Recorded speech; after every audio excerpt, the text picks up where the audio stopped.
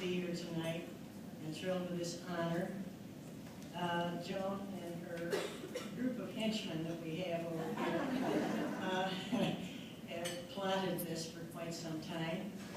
And fortunately, we were able to have quite a few of my friends and our board members and our new illustrious, I shouldn't say that, our present director of Blandford Nature Center here tonight. And thanks to the Peter Wege Foundation in Grand Rapids, that was made possible. And it's just kind of mind-boggling to be here in this august group. You know, I had to have a cheat sheet with me. And if I were having to pick another middle name, and I got one already, it would be Serendipity.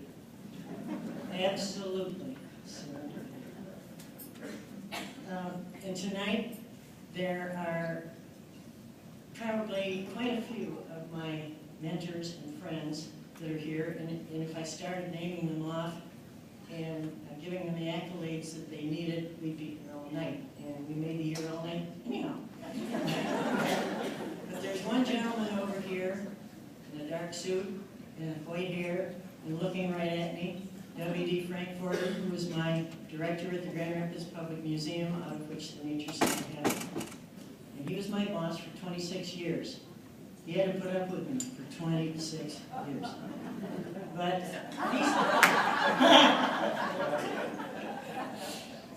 we had a great time together. He's partly a geologist too, so we got along just very well together. But I remember him saying to me one day, "Aren't you ever satisfied?" And I said, "No, you aren't. Why should I be?"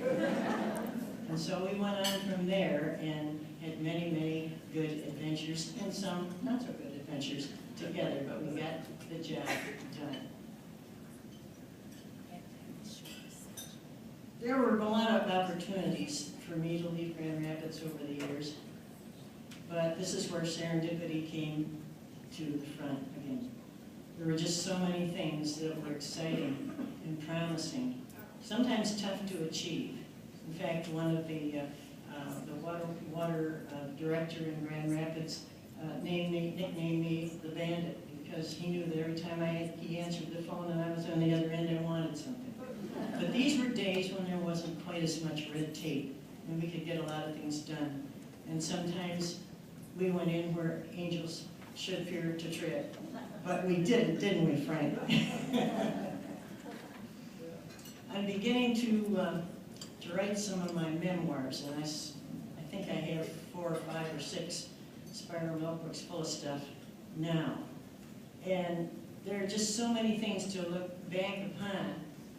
But I'm so proud to be able to, and really, proud isn't the proper word, to realize that we now have 143 acres of my childhood playground. That's really where the site is now. I played there as a child, and to realize that now people of all ages can literally get their feet back on the ground. And if we don't do that, how are we going to take care of anything if we don't know anything about it? It's not possible. Yes. I looked at my cheat sheet. But you know, nothing is accomplished unless somebody cares. It's a slogan that's scrolled, and Joan did it, right over the lobby in our Nature Center. And it's an anonymous quote that I got many, many years ago, and I love it. And it's so true.